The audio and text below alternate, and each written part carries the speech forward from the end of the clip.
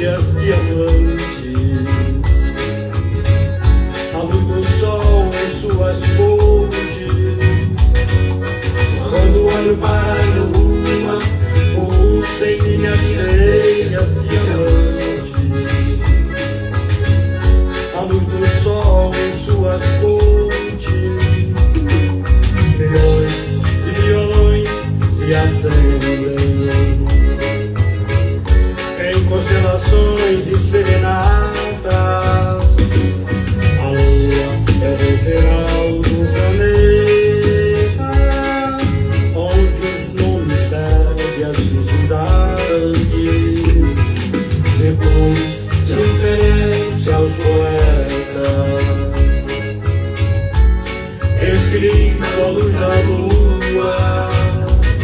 O verso se desenha envolver, é risco que se estende para o além e traz a beleza vestida de labirinto, escrito à luz da lua. Verso bem mais vivo, ganha um tom invisível o acesso da lembrança, íntimo, lança ao infinito. O poema íntegro e indivisível, íntimo, danço infinito.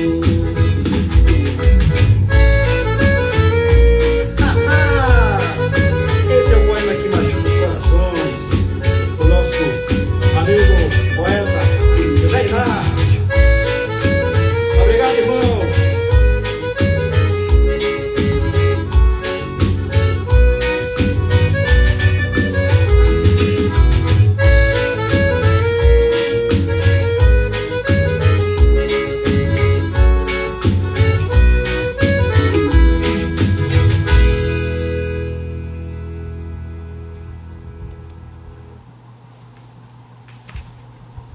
Lua, deleite da noite, sangue branco do breu, furtiva a sombra da ladra de rosas, entra no espinheiro do teu coração e dorme, embaixo da roseira, abraçada à pantera negra, do amor e da morte. Boa noite a todas as pessoas que estão aqui para mais um episódio do Poesia na Boca da Noite. Eu pergunto, vocês estão me ouvindo bem? Pois bem, hoje nós teremos a participação do Eleazar Carrias, Eli Carrias. E teríamos também a participação da Ilza Carla Reis. Mas, infelizmente, ela tem 3 filhos e o mais novo, que tem 2 anos de idade, teve essa virose, uma gripe, e ela passou o dia na UPA e está lá cuidando do filhinho dela, né? Então não vai poder participar hoje, mas na próxima segunda-feira a Ilza Carla Reis estará conosco, né? Mas vocês perceberam que nós começamos com um shot aí, não é?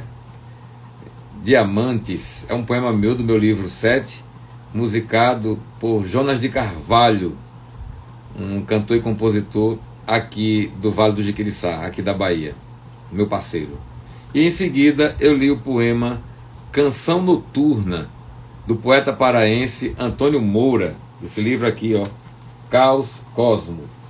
Antônio Moura é um grande poeta brasileiro do estado do Pará e que atualmente mora em Pernambuco, em Petrolina, e é um grande amigo meu e um belíssimo poeta. Antes da gente começar, claro que eu vou fazer a leitura de um poema da Ilza Carla Reis, mas eu preciso dizer que o projeto Poesia na Boca da Noite, este projeto, foi contemplado nos editais da Paulo Gustavo Bahia e tem apoio financeiro do governo do estado da Bahia através da Secretaria de Cultura via Lei Paulo Gustavo, direcionada pelo Ministério da Cultura, Governo Federal. Paulo Gustavo Bahia, PGBA, foi criada para a efetivação das ações emergenciais de apoio ao setor cultural, visando cumprir a Lei Complementar número 195, de 8 de julho de 2022. É isso.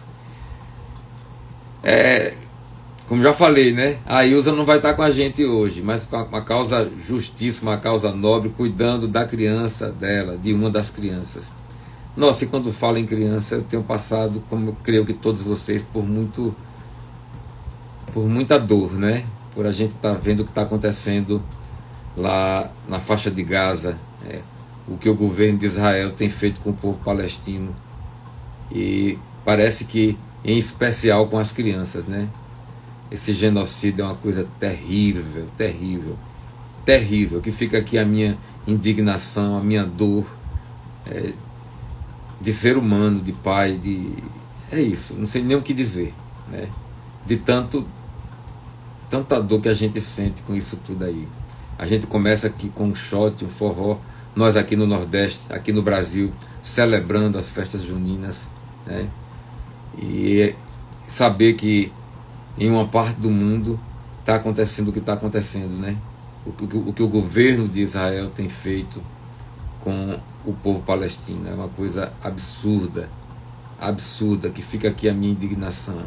Se eu tivesse poder, acabaria com isso de uma vez, sabe? Mas vamos de poesia. Eu vou ler um poema da Ilza Carla Reis, que estará conosco na próxima segunda-feira, né? O nome do poema é Respiro. Ela diz: a poesia me faz sentir como quem chega na casa da avó, come do seu bolo, deita-se na rede, ouve histórias, recebe cafuné.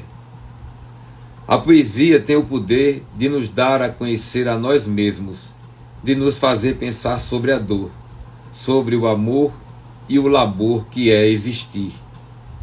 Ela é uma espécie de balão de oxigênio que nos ajuda a respirar, se nos pulmões nos falta ar. A poesia tem o poder de nos aperceber. Poema de Ilza Carla Reis, que estará conosco aqui na próxima segunda-feira, né? Hoje o nosso bate-papo vai ser exclusivamente com o Eleazar Carrias. Como eu não tenho nenhum livro físico dele aqui, estou abrindo aqui o PDF que ele mandou no Kindle, né, que é o que nos salva. Vamos lá.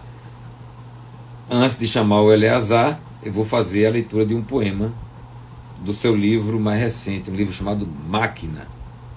O nome do poema é A Tentação de Falar das Coisas Importantes.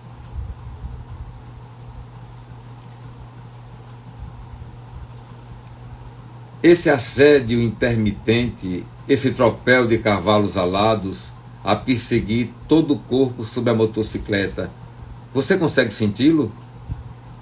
Está em tudo o que olhas, está mesmo na palavra tudo.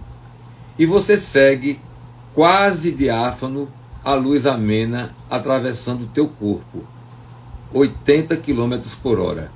É isso? Você vai para o trabalho às 6 da manhã, nem parece que dormiu mal, atormentado por uma fé monstruosa, a grande fé nas coisas grandes. Teu corpo, entre o céu e o asfalto, teu corpo estremece ao grito de uma buzina mal educada, estranha ave noturna a grasnar contra ti, revoltada com as coisas claras e grandiosas. Rapidamente você se recompõe. Deixa eu ajustar aqui. Rapidamente você se recompõe. O tropel se apressa e se põe a teu lado. Estás seguro, chegarás seguro ao trabalho. Durante 9 horas te ocuparás de coisas urgentes. As pequenas coisas continuarão esquecidas. À noite, Se tiveres a sorte de ouvir outra vez a ave sombria, esforça-te para sentir o medo necessário. Pede a teu Deus uma fé pequena, a pequena fé das pequenas coisas. Pode ser que teu corpo volte a conhecer o sono. Ela é a Zacarias, que agora eu vou chamar para bater um papo com a gente.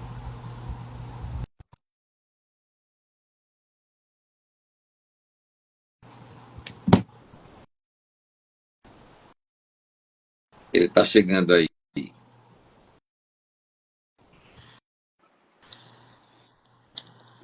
Boa noite, Oi, meu querido. Eleazar. Boa noite, boa noite, boa noite, José Inácio, boa noite a todos e todas que estão conosco aqui, né, nos ouvindo, nos vendo. É um prazer enorme estar aqui com você. Eu falo de Breu Branco, no interior do Pará, né, e para mim foi uma surpresa muito boa esse teu convite. Lamento pela nossa poeta, né, estar com o filho doente. Seria uma honra tê-la aqui também, né, mas de qualquer forma, eu estou muito feliz de estar aqui e dividir com você esse momento, né? Porque falar de poesia nos dias de hoje é uma coisa muito importante, né? Como você já sinalizou, nós estamos vivendo momentos assim, não só no Brasil, mas no mundo, em que a gente, ou pelo menos eu, né, acabo muitas vezes duvidando do próprio ser humano, né? Ter fé no ser humano hoje é um esforço, é realmente um trabalho político diário que eu tenho de fazer, principalmente diante do que nós temos visto aí em relação a esses países, não só Israel, né, que tem tratado o ser humano de uma maneira muito indigna, né, com vileza mesmo. E aí entra a poesia para trazer para nós algum consolo, né, mas também alguma esperança, alguma força e, quem sabe, alguma ação, né? Obrigado pelo convite. E a nossa ação, enquanto poetas, enquanto pessoas, enquanto cidadão comum, né? É isso, é dizer, é expressar, é bradar a nossa indignação e ter uma atitude que faça da gente merecedor de um mundo melhor. Eu penso muito nas minhas ações, eu sou muito impulsivo, né? Então, quando a gente vê o que está acontecendo no mundo, a gente tem que buscar cada vez mais o amor. É isso, não tem, é amor. É isso, amor. Não é outra coisa, não. Aliás, antes da gente. Eu vou chamar você de Eli, que eu sei que você gosta de ser chamado mais de Eli. Pode me chamar de Eli e, assim, te interrompendo, por que Eli? Porque de uns anos para cá, eu acho, se não me engano, foi em dezembro de 2019, eu decidi transformar o meu nome de batismo em pseudônimo. Então, ele é Zacarias, é meu pseudônimo. Eu, né, o cidadão, eu sou o Eli. Eu sou o poeta Eli que usa esse pseudônimo aí, ele é Zacarias. Eu prefiro Eli. Pronto, Eli. Eli, antes da gente continuar esse bate-papo, eu vou ler a breve biografia que você mandou para mim, certo? Eli é o poeta Eleazar Carrias, poeta nascido em Tucuruí, no interior do Pará. Publicou os livros Regras de Fuga e Galáxia 2017, Urutau 2023. São duas edições, no caso, né? Máquina, Urutau 2021. E 4 gravetos que ganhou o prêmio... Perdão, e 4 gavetas que ganhou o prêmio Dalcídio Jurandir de Literatura de 2008 da Fundação Cultural do Pará, Tancredo Neves. Com Máquina, foi semifinalista do Prêmio Oceanos de 2022 e finalista do 4º Prêmio Mix Literário. Em 2023, pela editora fictícia, publicou no Instagram a plaquete Perder, Partir. Trabalha como pedagogo no Instituto Federal do Pará. Cursou o mestrado em Educação na Universidade de Brasília e o doutorado em educação na Amazônia, na Universidade Federal do Pará. Isso é um pouco Muito obrigado. Eli Carrias, do poeta Eli Carrias. Obrigado pela apresentação. E aproveitando que você me apresentou, né, colocando aí alguns aspectos da minha biografia, eu gostaria de colocar uma coisa que eu coloquei outro dia numa postagem minha, né, que é sobre a minha ascendência. A minha avó paterna, Maria Carrias, ela era judia, segundo o meu pai, né? E eu tenho sofrido muito ultimamente, né, com o que Israel tem feito com nossos irmãos palestinos. E eu vinha refletindo sobre isso, né? Eu nunca fui atrás da minha genealogia. Eu nunca tive a confirmação de que minha avó realmente era judia. Eu só sei que meu pai dizia que ela era judia. E eu fiz uma pesquisa, né, na inteligência artificial do Google, e realmente a resposta que o Google trouxe, né, é que Carrias é um sobrenome que foi usado por judeus da Península Ibérica na época da Inquisição, né? Eles usaram esse nome Carrias para se proteger, né, da Inquisição, né? Na época em que os judeus foram expulsos, né, daquela região, isso no final dos 1400. Mas isso demandaria um trabalho, né, muito profundo para determinar se realmente eu tenho sangue judeu.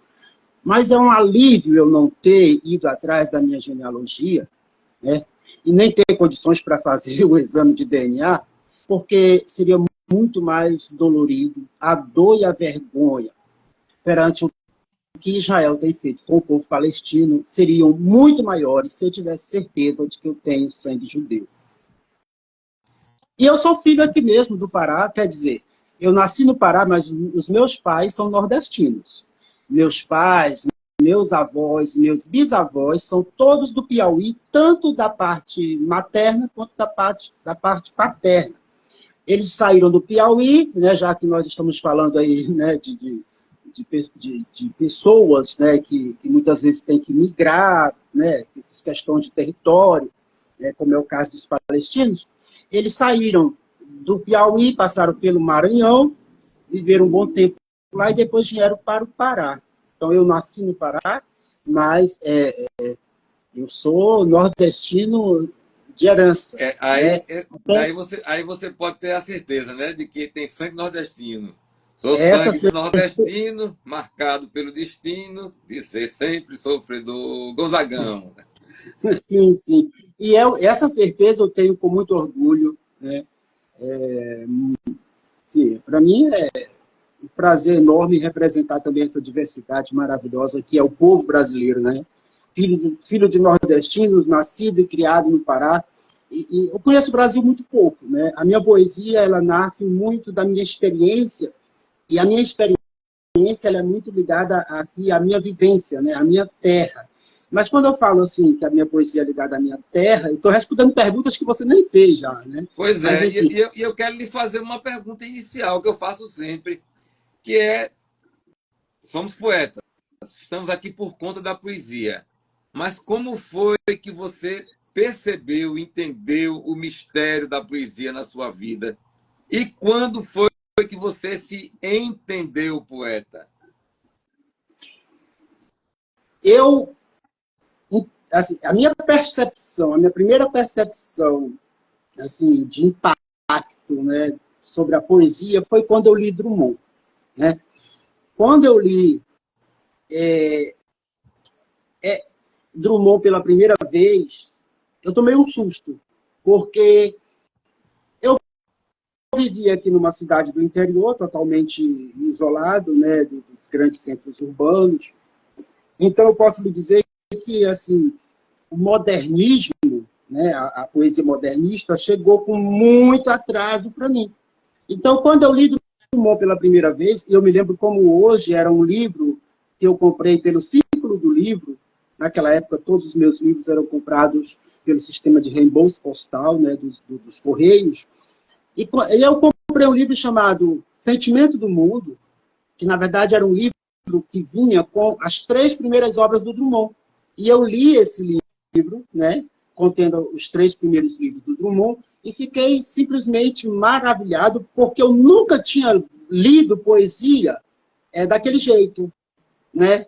Assim, parece uma bobagem, isso foi lá no começo dos anos 90, né? Eu sei que 1990, para muita gente, né, as pessoas que tinham o costume de ler poesia já estavam muito adiante. E olha só, eu ainda estava entrando no modernismo através de Drummond, e fiquei maravilhado. Como é que Drummond podia fazer poesia? Como é que ele conseguia colocar tanta beleza poética com uma linguagem simples, tratando de coisas do cotidiano, né? Como aquele poema Eita Vida Besta, Meu Deus. Né? E aí foi quando eu decidi, né? Aliás, eu não digo nem que eu decidi, foi quando eu percebi que eu era poeta.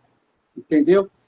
Eu percebi que eu era poeta. E eu digo que a minha iniciação literária, ela começou quando eu encontrei um lápis azul, a caminho da escola. Eu morava numa roça, né? Aí eu caminhava 2 quilômetros para ir até a escola, uma escola com as paredes de barro, né? Isso lá, meados da década de 80. E eu via meus colegas de escola pintar, né? Eles tinham lápis de cor, minha família não tinha como comprar para mim. E eu achei um lápis azul a caminho da escola, né? Eu ia a pé. E quando eu encontrei esse lápis azul, para mim, eu tive assim, uma epifania, entendeu? E aí eu comecei a desenhar e pintava tudo de azul, entendeu? Fazia os desenhos e tudo era azul, as nuvens, as flores, as folhas, os peixes, as montanhas, era tudo azul. Mas eu achava maravilhoso. E eu achei, assim, olhando retrospectivamente, essa leitura eu fiz, inclusive, quando eu estava escrevendo a minha tese, né, onde eu cruzo literatura com a educação, eu percebi que a minha iniciação literária aconteceu ali. Por que ali? Porque foi, talvez, a minha primeira experiência do belo, né? O que é a literatura, o que é a poesia, senão a experiência do belo? E aí, às vezes, essa experiência da beleza, ela se materializa num poema, num romance, né, num filme. Mas a literatura, como está lá no livro o Jogo da Amarelinha, tem um trecho que o Cortázar, ele diz assim, das turas, né? Aí ele fala, a beleza, ele vai falando que tudo é literatura, a vida é uma tura, a beleza, tura das turas. Então foi a minha primeira experiência com a literatura, com essa tura das turas que é a literatura, que é a beleza que nos, né, que muitas vezes nos toma conta, né?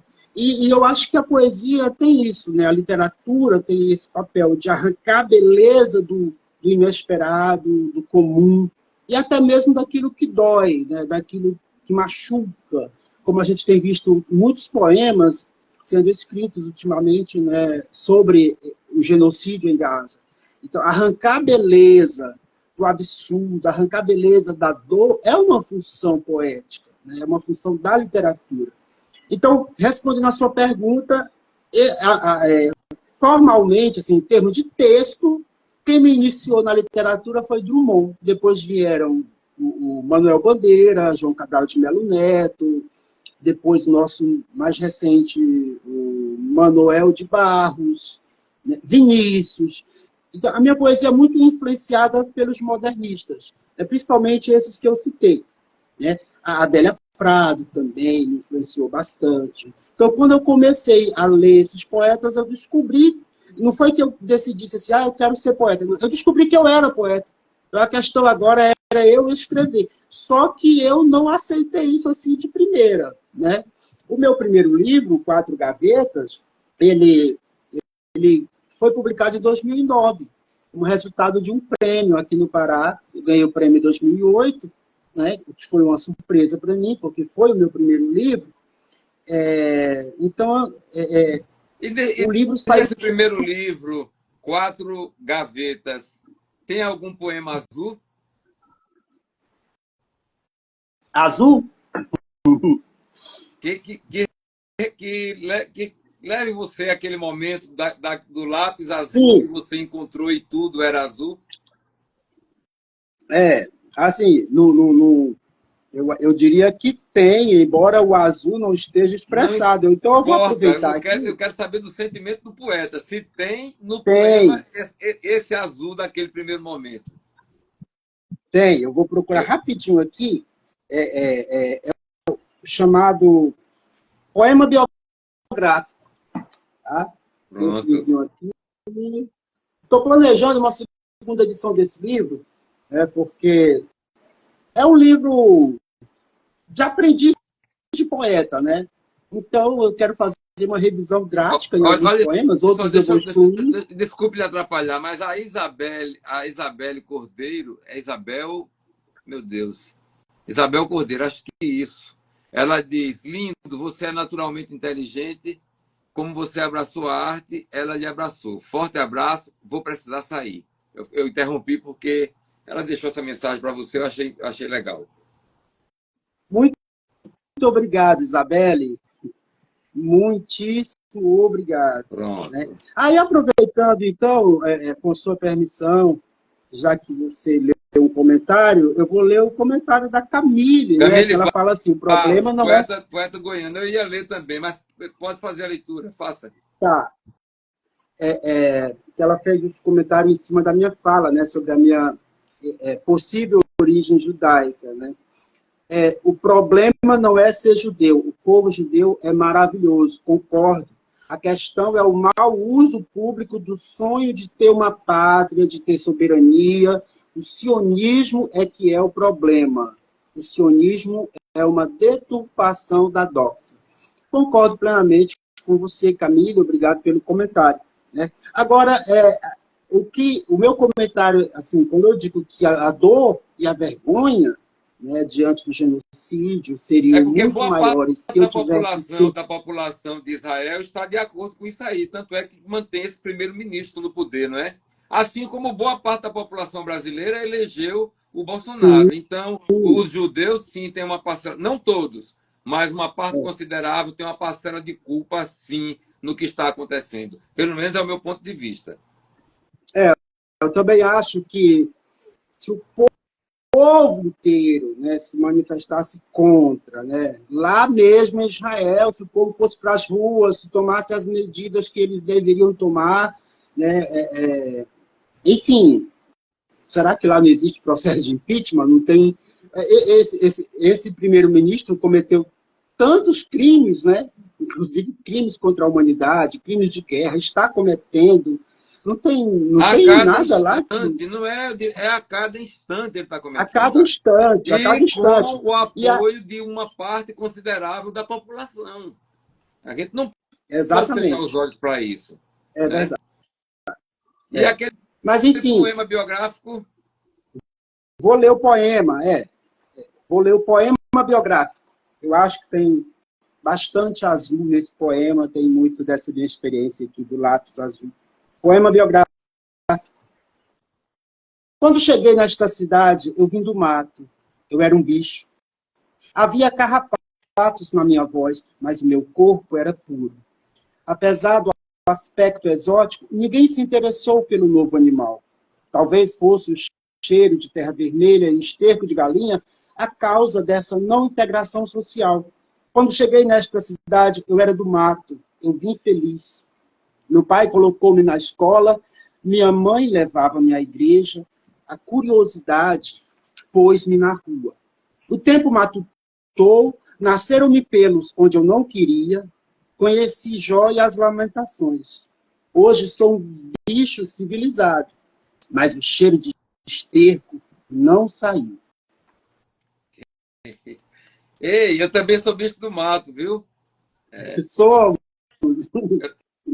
Eu nasci num É, povoadozinho chamado Olho d'Água do Pai Mané, né? maravilha. Nos confins das Alagoas, no mesmo lugar que nasceu uma rainha, rainha do esporte, uma das maiores atletas do planeta em sua modalidade. Quem é essa mulher? Alagoana, Ah, Marta. eu não, A Marta, a maior do nosso futebol A feminino, Marta é né? bicho do Ela mato também, nasceu como você em e eu. Alagoinhas, Hã? nasceu na mesma cidade que você. No mesmo povoado, que pertence ao município de Dois Riachos. Certo. E somos parentes. O meu avô é primo do avô dela. Olha que É. interessante. Muito bom. Você acabou de ler um poema do primeiro livro, Quatro Gavetas, um livro publicado em 2009. Recebeu uma premiação em 2008, publicado em 2009. Não é Sim. isso? E em seguida, qual foi o livro que veio? Em seguida, eu publiquei Regras de Fuga. Esse livro ele é resultado de uma performance, né? Eu criei um personagem e eu quis interpretar esse personagem. Eu interpretei esse personagem, né? Então, assim, o autor-personagem, o poeta-personagem, é quem realmente escreveu esse livro, né? Que é um poeta boêmio, decadente. Então, muitos desses poemas foram escritos em mesa de bar, só que, como eu já disse em outras entrevistas, se bem que eu também não tenho muitas entrevistas, né? Eu não sou muito bom em dar entrevistas, em fazer lives. Aqui você está sendo maravilhoso, muito fluido, muito Muito bom ouvir obrigado, você querido. falar. Gentileza sua, mas enfim, vamos lá. O que aconteceu, para resumir a história? Porque essa história é bem complexa, né? É assim, o personagem se decaiu muito e eu perdi o controle do personagem. Então, era para... essa performance, ela deveria durar até a conclusão de um livro com bastante, como é que eu vou dizer? Com bastante substância, com bastante conteúdo, mas também bastante substância. Então, o autor-personagem, que eu interpretava 24 horas, ele foi... igual aquela história, né, do médico e do monstro, né? O monstro acabou dominando o médico. Então, eu perdi o controle do personagem, eu tive que matar esse poeta-personagem e encerrar o projeto do livro. Aí o livro, Regras de Fuga, ficou fininho. E do que trata o Regras de Fuga? Ele trata dessa condição humana, essa condição do homem contemporâneo, que, na visão do narrador, do poeta-personagem, é como se fosse uma necessidade de estar sempre em fuga de si mesmo. Né? A condição do homem contemporâneo, a condição do ser humano atual é uma condição de fuga de si mesmo, permanente fuga de si mesmo. Só que essa é uma fuga impossível, né? É impossível fugir de si mesmo. E aí, ao mesmo tempo que ele empreende essa fuga de si mesmo, ele vai perceber depois que essa fuga é também um retorno, né? É um retorno para dentro de si. E aí ele encontra os seus monstros, né? Ele encontra os seus demônios, ele não consegue domesticar ou domar esses demônios, e ele acaba sendo devorado pelos próprios demônios, ele acaba desaparecendo. Eu não sei se ele morreu. Ele foi internado numa comunidade ele foi até internado numa comunidade para comunidade terapêutica, né? Aí veio só a confusão, porque Eli, também fui internado em comunidade terapêutica depois que eu dei fim nesse personagem. Aí tem gente que me pergunta assim, vem cá, tu não tinha matado esse personagem? Aí eu explico, né? Você Nunca é bom, você sucumbiu junto ao personagem. Não sucumbi, não. Eu estou aqui falando contigo. Não, naquele momento. Naquele momento. Não, veja só. Essa questão porque, assim, eu vou ter que... Eu não sei se eu vou ter que tirar um tempo e realmente escrever sobre esse livro. Porque o Regras de Fuga foi o meu projeto mais complicado assim, para eu explicar esse projeto é complicado. Teve um outro assim, teve um outro poeta aqui, que foi o de Santa Catarina, que também tem ele inventou um... Qual que foi, meu Deus? que é o... Esqueci o nome do poeta, esteve conosco aqui, um poeta de Santa Catarina, Viegas Costa. Ele inventou um ornitorrinco que acompanhava ele na biblioteca. E esse ornitorrinco O perpassa todos os ornitorrinco, livros dele, entendeu? É um companheiro que ele tem. Você explicaria o melhor, sabe o ornitorrinco, quê? Sim, exatamente. É. Você explicaria melhor lendo uma parte desse poema para a gente aí.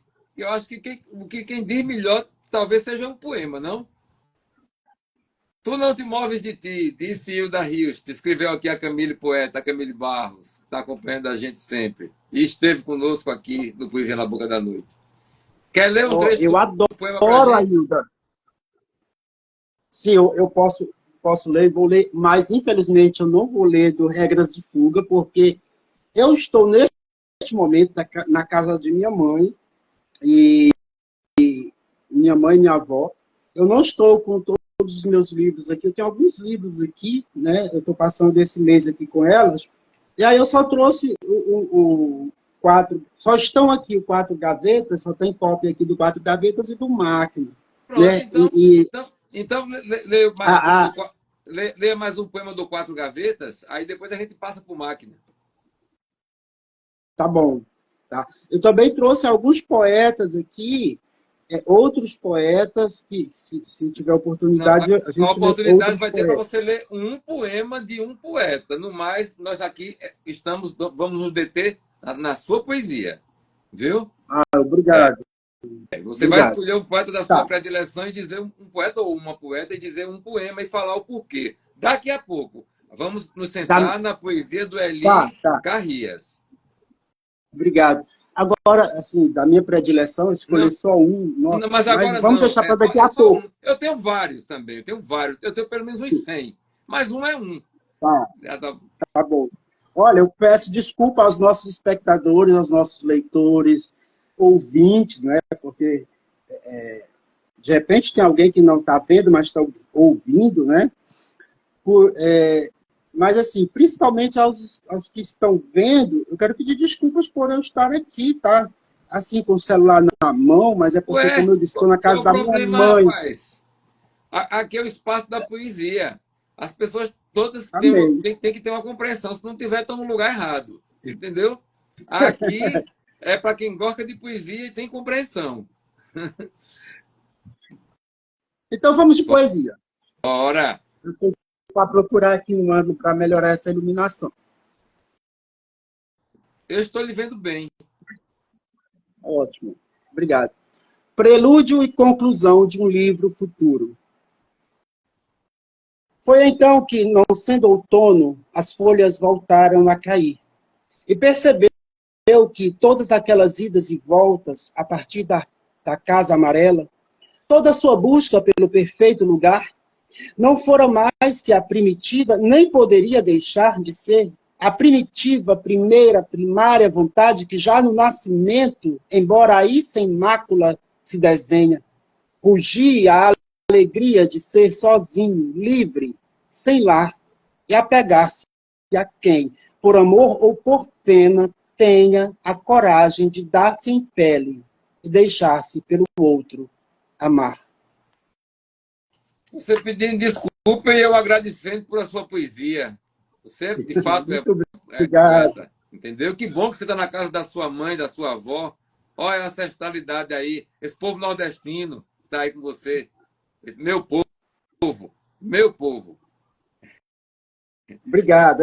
Nós somos todos das mesmas origens, né, Exato. do mesmo chão, né? Nordestino é cabra bom, né? Todos nós somos. Olha, Acho que é muito... deixa eu fazer uma saudação aqui às pessoas que estão nos acompanhando. A poeta Vamos, vai lá. Fernanda Nali, do Espírito Santo. A, Eu conheço. a M.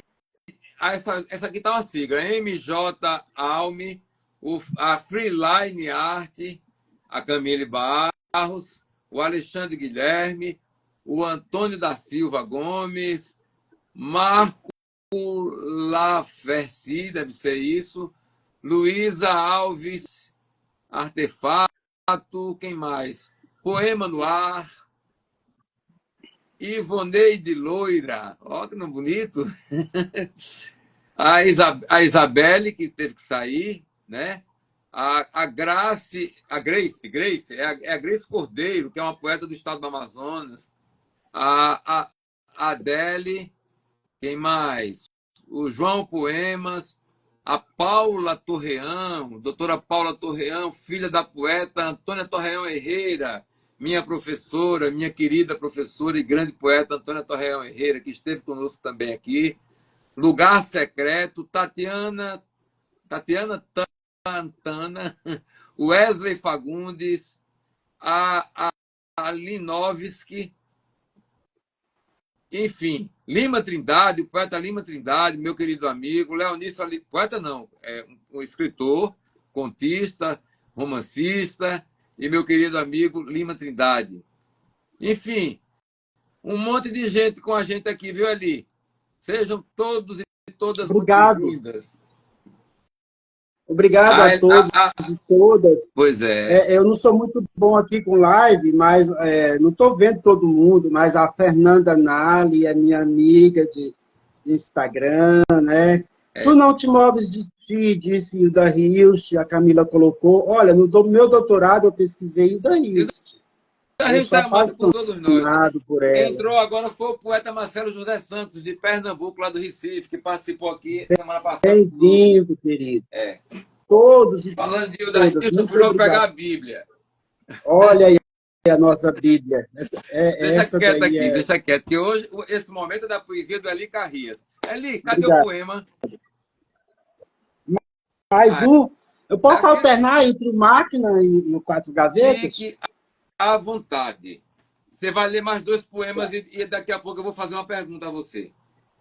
Tá, então eu vou ler o poema de abertura do livro Máquina. Que é maravilhoso. Porque, assim, eu ia ler esse poema, eu deixei para que você lesse.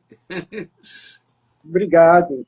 Olha, eu vou aproveitar para lê-lo, porque ele não é um poema instagramável, né? Assim, é um pouco longo. Não.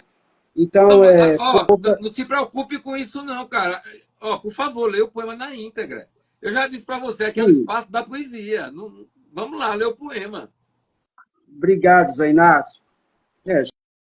Já que você está me dando toda essa liberdade, antes de ler o poema, que o poema é A Máquina, o livro é só Máquina. Né? Foi publicado pela maravilhosa editora Urutau, que é a minha editora até hoje, né? Ela publicou 2 livros meus, né? É a única editora com quem eu assinei contrato até agora, e até digo que se eu tiver um livro pronto nos próximos anos, vai sair pela Urutau, né? Faz um trabalho maravilhoso. Eu acho importante a gente falar do trabalho das editoras, né? Principalmente das editoras independentes, né? Dessas editoras que batalham pra caramba para poder editar, publicar, divulgar o escritor que muitas vezes está à margem. E ela faz chamadas para todas as regiões, para todos os estados do Brasil, né? Tem aí os eventos também, leva autores para a Flip, né? Enfim. Então, um abraço para a Débora e para o Tiago, meus editores da Urutau. Vamos de poesia. A Máquina. Esta é a máquina. Está diante de você, mas é preciso imaginá-la.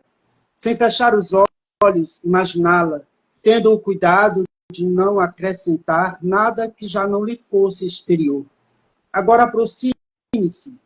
Ninguém a fabricou, no entanto, ela existe desde sempre, com todas as engrenagens, com alavancas, botões e pinos que tinham outros nomes, antes que alavancas e pinos se tornassem palavras obsoletas. Teu antigo desejo, a vontade ancestral, neste exato momento, depende apenas de ti, e tudo é a mesma faísca, correndo por trás de díspares nuances que te cercaram a vida inteira. Aqui está a máquina. Você pode acioná-la. Não há pré-requisitos, apenas o gesto demandado pelo tremor sutil que sobe da terra, quando dela te aproximas consciente, a máquina. Trata-se de apertar o botão correto, como em quase tudo no que sobrou do que chamamos vida. Mas, de repente, você se dá conta. É a faísca exterior, é a faísca que te faz desejo e dúvida, que será sugada para dentro da máquina, fazendo-a engrenar diligente na confecção do sonho ancestral. Agora, você viverá para sempre, mas não terá desejo algum. O rosto branco como lápide branca.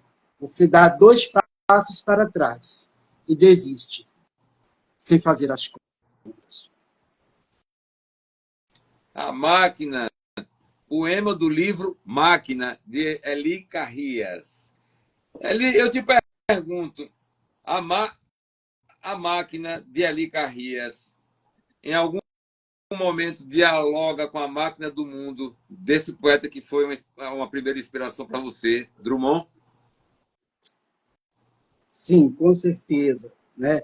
Dialoga com a máquina do mundo, dialoga também com o conceito de desejo maquínico de um filósofo, de 2 filósofos franceses, né, que são Gilles Deleuze e Félix Guattari, e ao mesmo tempo também faz referência às máquinas, tanto tecnológicas quanto políticas, que hoje condicionam a nossa experiência humana. E aí eu volto a falar, porque é praticamente impossível não tocar nesse assunto, né? Você vê aí, por exemplo, essa máquina que é o Estado de Israel, destruindo vidas humanas, né?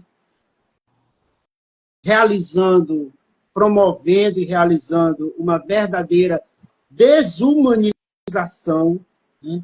Uma coisificação das relações humanas, porque não é possível que as pessoas que estão no poder lá no Estado de Israel não tenham sentimentos, né? Não tenham humanidade. Né? Parece assim que o primeiro-ministro de Israel é uma máquina de destruição. Não parece uma pessoa. Mas também, diante dessas máquinas de destruição, as máquinas capitalistas, né? As máquinas de morte, nós temos também o que Deleuze chamou de máquina de guerra, que é essa máquina de combate às forças da morte, às forças do capitalismo que destrói qualquer desejo de beleza, de vida. Né?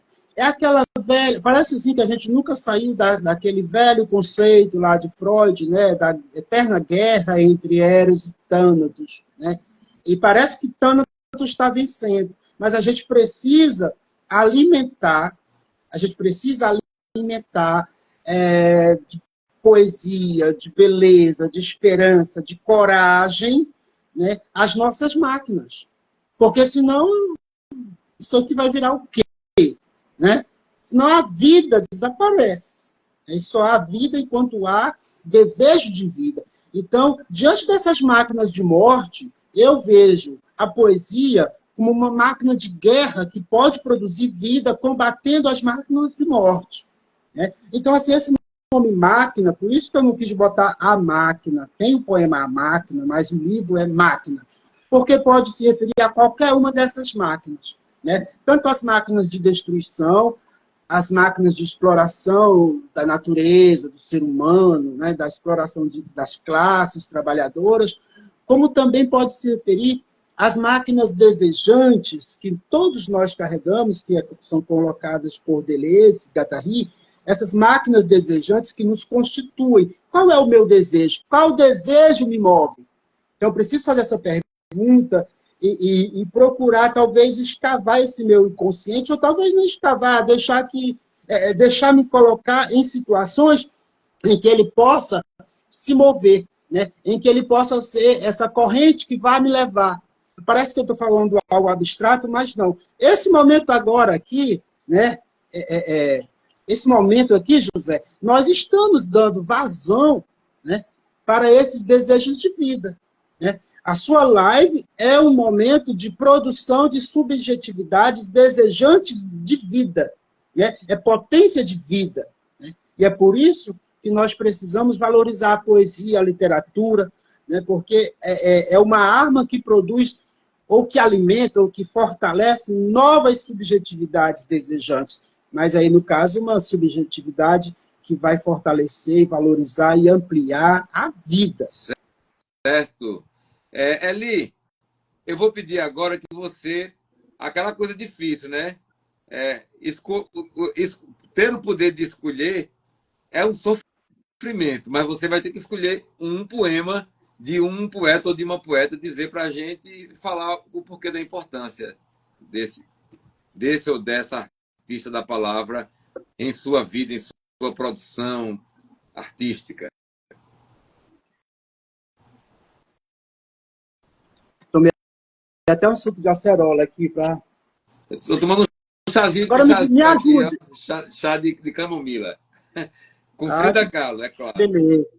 Mais tarde eu vou tomar o meu. Me diga uma coisa, tem que ser poeta vivo ou pode ser um dos poetas de qualquer parte que marcaram? de qualquer época, de outro planeta, é o seu critério. A escolha é sua. De outro planeta, rapaz, olha, eu vou quebrar o protocolo, eu não vou dizer qual é o meu poeta preferido. Eu vou quebrar o protocolo com o seu perdão e vou ler um poeta daí do Nordeste que eu amo de paixão. Pronto. Entendeu? Que é o Antônio Lacarne. Não sei se você conhece o Antônio Lacarne. Antônio Lacarne.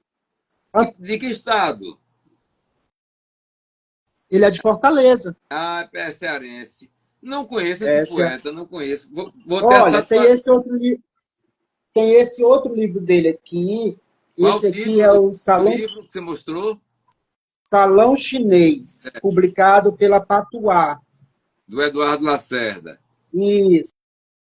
Esse aqui, esse livro aqui já é um pouco antigo. Esse outro aqui eu imprimi, ele foi lançado pela Gueto Editorial como PDF. E eu vou ler um poema do Antônio Lacarne, porque ele é um dos meus poetas preferidos. Então, pronto, bora lá, ler... Antônio Lacarne, qual poema? Eu poderia ler algum poema. Aliás, eu tenho vários outros poetas, mas eu estou privilegiando o Antônio Lacarne. Jaldenes, meu primo, boa noite, satisfação você por aqui. Carlos Barbosa, autor de A Dama do Velho Chico, que bom você por aqui também. Bora lá, Eli. Vamos lá. Eu privilegiei o Antônio Lacarne por ele ser do Nordeste. Então, uma forma de agradecer ao seu convite aí, né? Eu acho que é muito importante quando o poeta... Eu amo a cultura cearense, os cantores do século XX, os poetas do século XX, os poetas contemporâneos têm uma forte ligação. Conheci boa parte deles, conheci o Fagner, o Ednardo, o Belchior, conheci Francisco Carvalho, Gerardo Melo Mourão fez a apresentação do meu primeiro livro, fui amigo do maluco lá que escreveu como é o nome do livro, meu Deus? Estou falando de José Alcides Pinto. Esses três poetas do século XX, Gerardo Melo Mourão, Francisco Carvalho, José Alcides Pinto, os três grandes nomes da literatura cearense do século XX. Estive com Santos de Azevedo, que escreveu um tratado de versificação extraordinário para uma teoria do verso. Enfim, muito influenciado pela poesia cearense. E fui muito amigo, do Carlos Emílio Corrêa Lima. Mas vamos ao poema desse poeta do Antônio. Antônio Lacarne, nascido em Fortaleza em 1983, poema do seu livro Todos os Poemas São Loucos. da Gueto Editorial. Vamos lá.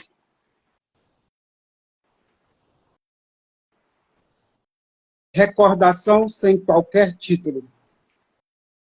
Eu precisei ter a certeza de que você tomaria pílulas antes que eu adormecesse no fundo desse poço.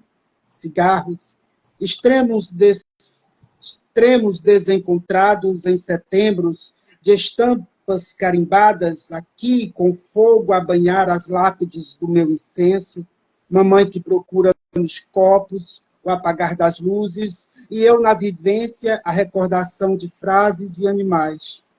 O olhar de fera, ansiedade múmia e úmida sobre recortes, as relíquias dos diários submersos,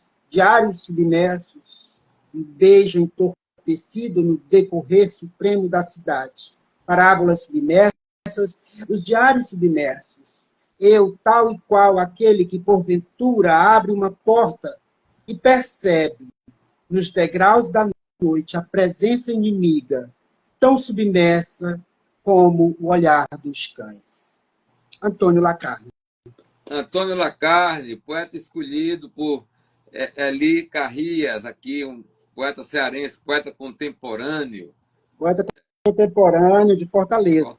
Ele anda meio quietinho ultimamente nas redes sociais, mas é possível encontrar os livros dele aí, né, na internet.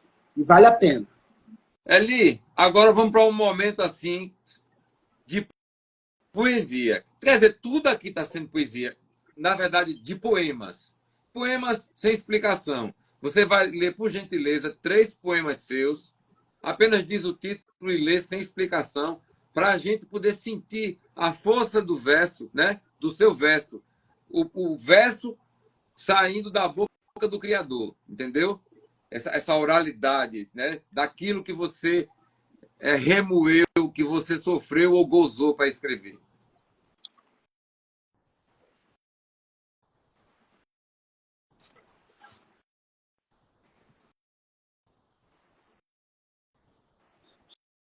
Sobre os instantes solares. Você deve ter percebido, se já foi dos que acordam cedo, cada manhã tem seu ritmo.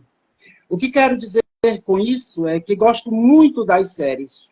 Equilibram não existindo. O que se não há concebido, assim se explica nos dedos, fora a razão, tato, no íntimo. O que quero dizer com isso? Diria melhor quem planta milho, cadência lunar, promessa e medo. Como diante de mim, o círculo grávido de sangue subindo, sentirá do lugar movê-lo. O que quero dizer com isso? Você já deve ter percebido. Se ali te vejo, aqui me cedo.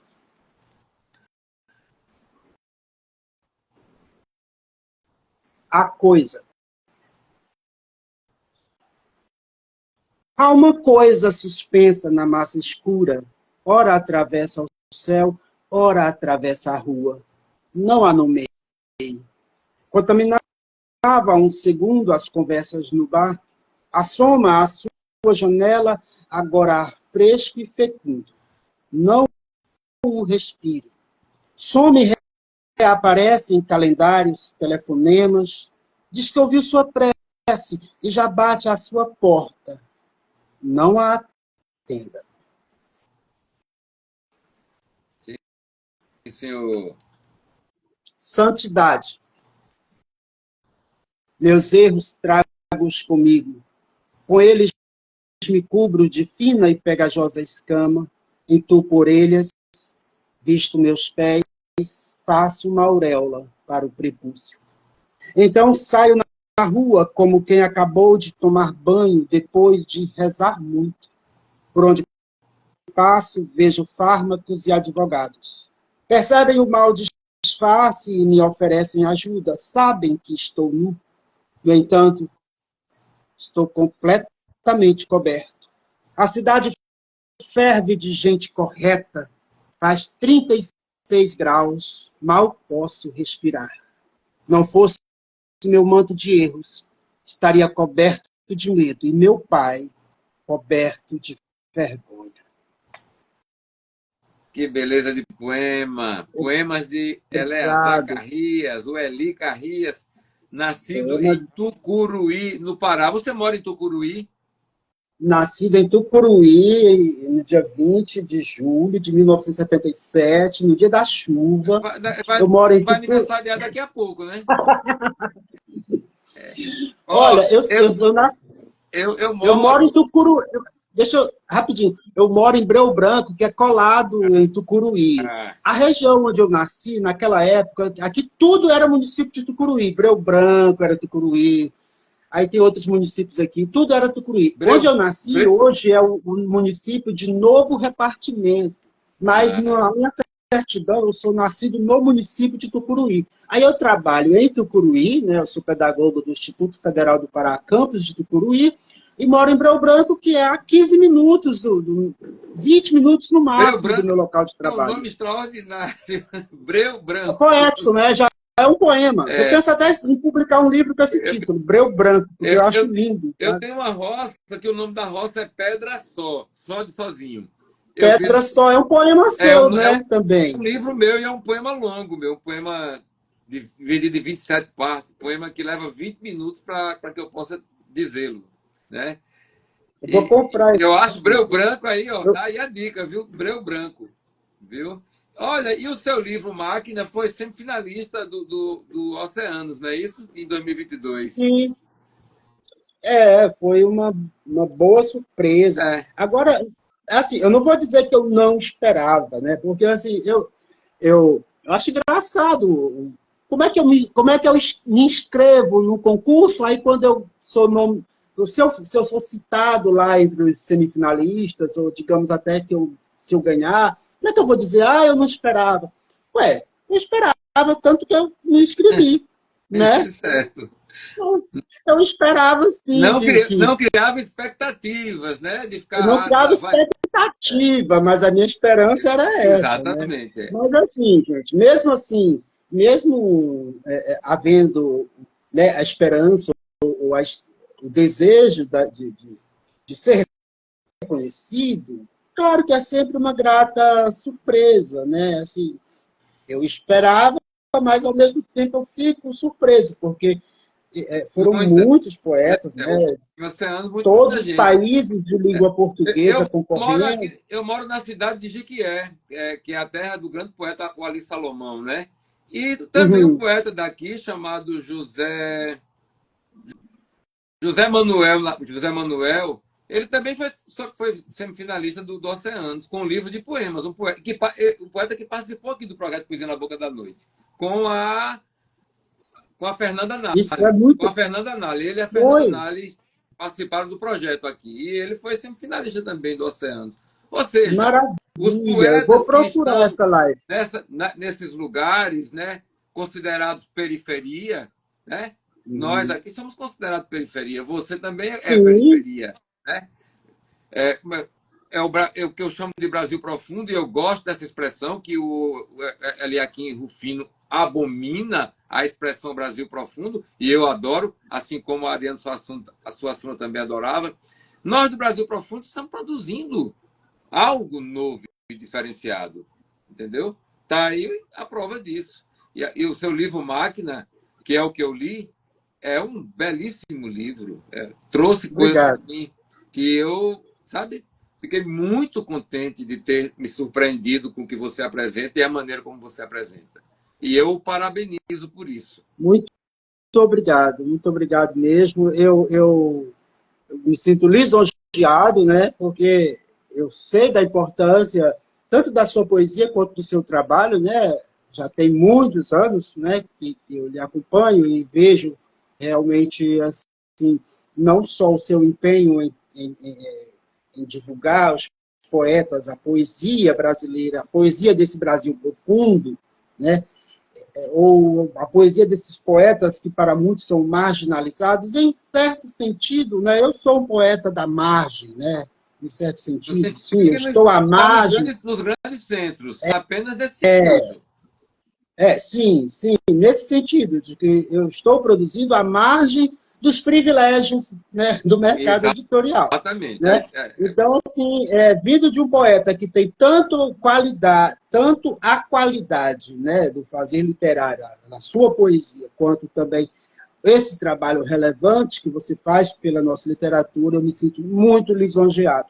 E eu acho importante demais quando nós, poetas, né, nos apoiamos uns aos outros. Né? A gente sempre escuta alguém falar assim, que poesia não vende. Agora mesmo teve esse debate em relação àquela lista da Folha. Né? Eu até publiquei uma nota no Instagram e no Facebook. Porque eu ouvi mais de uma pessoa dizendo que faltou poesia nos 25 livros da Folha lá. Ela está bem apressada, né? O século mal começou, ela já colocou os 25 livros. Um quarto de século e já são os melhores livros do século. Ela já listou os 25 livros do século. Mas, enfim, aí eu ouvi gente falando assim, faltou poesia na lista porque poesia não vende, poesia não tem leitores, não tem público leitor. Mas como assim, gente? Todo mundo anda dizendo que o Brasil, nos últimos anos, tem havido uma explosão de novos poetas, de editoras que se dedicam apenas a publicar poesia. Como é possível haver uma multiplicação tão absurda de poetas se não houvesse leitores? Isso é uma questão econômica, simplesmente, porque qualquer modo de produção, né, qualquer produto, né, que não tenha consumidor, ele vai parar de ser produzido. Não existe produção que permaneça, né, se não tiver clientela, né, essa palavra horrível, né, se não tiver quem consuma o produto. Mas né? o que acontece ali é o seguinte, que editoras como a Urutau, a Patuá, a Ribaçã, a Mondrongo, eles publicam muitos poetas, mas as tiragens são ínfimas. As tiragens são de 50 exemplares, 100 exemplares, né? E há leitores, sim. Porque os livros não são lidos apenas os livros físicos, se lê também os poemas em separado. Um poema seu que eu leio ali, acolá, entendeu? Mas ainda assim, comparado com a prosa, que não vende tanto, porque a gente não pode usar como parâmetro o baiano Itamar Vieira Júnior, com o seu Torto Arado, que já vendeu mais de 1 milhão de exemplares, só aqui no Brasil, e já foi traduzido em várias partes do mundo. Não podemos usar como parâmetro isso aí. É que você pega grandes escritores da prosa e que vendem muito mais do que a poesia, a tiragem é de 4.000 até 10.000 exemplares. E nós, da poesia, ficamos ali entre 100 exemplares, quando muito 1.000 exemplares. Os meus livros saem com 2.000 exemplares de poesia. De cara, eu vendo uns 600. Não é que vão comprar os meus livros na livraria. A movimentação que eu faço, eu consigo vender uns 600. Os outros são 2, 3 anos para poder vender. Eu dou uns 500 e mais uns 2, 3 anos para poder vender os outros 1.000. Então, de fato, as tiragens são mínimas. Os leitores de poesia, comparado com a prosa, também são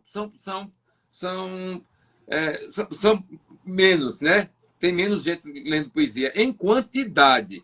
Mas a Mariana Iannelli, que é uma grande poeta, da minha maior admiração e minha amiga, ela disse, sempre tem em algum lugar alguém lendo um poema. E isso é o que importa.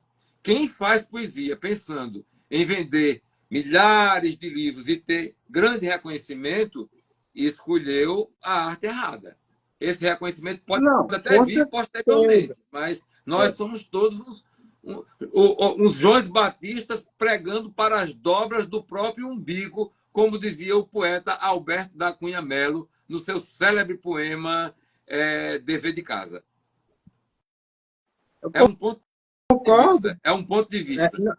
Sim, um ponto de vista muito apropriado, muito assertivo. Mas, assim, eu só acho que não dá para justificar assim, que a poesia não entra nessas listas porque não tem público. Eu acho que mesmo com... Assim, eu acho uma sacanagem a poesia não entrar nessas listas. Eu acho. Mas como não é por falta de... sacanagem o prêmio do Sesc não ter, contemplar Categoria o poesia. romance e o conto e não contemplar a poesia. Eu acho. Eu também acho uma sacanagem. Mas veja só, o que eu quis dizer é que a justificativa que eu ouvi, eu estou falando especificamente dessa última lista, né? E aí eu disse que alguém andou dizendo, algumas pessoas andaram dizendo que a poesia não entrou na lista porque não tem público Tem. leitor suficiente. Eu acho que essa não é a justificativa. Entendeu? O que acontece é que quem faz essas listas não nos lê, entendeu? Quem é que lê poesia hoje? É o povo, não é quem está interessado em crítica literária. O leitor de poesia brasileiro não está interessado na academia, na crítica literária, ele não assina a Folha, ele não assina os cadernos de crítica literária, se é que ainda existe jornal que tenha, acho que nem tem mais caderno dedicado exclusivamente à crítica literária nos jornais brasileiros, mas sempre que sai alguma crítica, você falou aí o Itamar. O Itamar é uma feliz exceção, né? E concordo com você, não dá para a gente usar ele como parâmetro, ele é uma feliz exceção. Mas, assim, eu acho que comparado com com algumas décadas, vamos dizer 20 anos atrás, o número de leitores de poesia era muito menor. A internet, as redes sociais, democratizou bastante, fez ampliar muito o número de leitores de poesia. Tanto é que você vê aí um perfil no Instagram, como, eu não vou lembrar agora o nome, acho que é o Poema Ensina a Cair. Mas é quase 500.000 de seguidores, só publica poesia. Então, tem gente lendo poesia sim. Agora, é o tipo de leitura que não vai influenciar na lista dos mais vendidos do Publish News. Você acabou de dizer, para finalizar, você acabou de dizer que vende 600 livros assim, rapidamente, quando você lança um livro. Se você pegar a lista do Publish News, né? Se você pegar a lista, lá entre os 20 livros mais vendidos, a partir do quinto livro, a quantidade de livros vendidos na semana é tudo abaixo de 500. Entendeu? Se vendeu 260 exemplares em uma semana, já vai para a lista dos mais vendidos. O que você está entendendo? Acontece que meus livros não são vendidos nas livrarias, as pessoas compram em minha mão. Isso. A sua vendagem não é auditada. Não é. Está entendendo? Não é. Pois é. Por exemplo, por isso que eu acho... Eu sou um dos curadores da Flipelô. Os meus livros nunca saem na lista dos mais vendidos da Flipelô. E eu vendo muito, mas porque quem vende não é a livraria. A livraria pega 10 exemplares meus, mas eu estou ali recitando, tal. Aí eu estou ali vendendo, entendeu? Eu estou com o meu livro vendendo. Eu não vou dividir com a livraria, pagar 50% para a livraria, se eu posso vender diretamente. Entendeu? Eu vendi bem menos, né? E eu fico muito feliz, né, de saber. Eu já imaginava que você vendia bastante. Eu acho que eu vendi mais ou menos... Mas você considera bastante uma tiragem de 2.000 exemplares para em 3 anos, eu dando mais de 500, vamos dizer que eu vendo 1.300 livros em 3 anos? Eu não disse que você vende muito, eu disse que você vende bastante. Eu acho que é bastante. Eu vou te dar o meu exemplo. Eu estou com 3 livros publicados, mas eu vou contar só os 2 últimos, né? Porque realmente os 2 últimos é que eu tenho exemplares, eu tinha, né? Se eu somar os exemplares do Regras de Fuga com os do Máquina, que saíram pela Urutau, que é uma editora que apoia a divulgação, me ajuda, né? Se eu marco ela aceita a marcação lá no Instagram, é uma editora que faz postagem, né, não só uma, faz várias postagens divulgando o livro. Eu vendi mais ou menos 300 exemplares, entendeu? Juntando os 2 livros. Entendendo. Eu vendi, estou entendendo. né, pelo correio. Então, e eu conheço gente, né, que acha que eu vendo bastante. Porque assim, eu só consegui uma tiragem de 50 exemplares e ainda hoje tenho um exemplar. Eu conheço poeta que a tiragem foi de 50 exemplares e ele ainda está lá com uns 10 ou 15 exemplares. Mas a gente, uma vez um poeta do Rio Grande do Sul foi falar, ele disse, mas você não pode fazer a conta pelo livro, entendeu? Porque essa multiplicação que você falou das redes sociais, ela de fato existe, entendeu? Não é a leitura do livro, mas de poemas seus, sabe? são lidos por muitas pessoas. Não é por 300 pessoas, pelos 300 livros que você vendeu. É, Não é por não, aí a conta.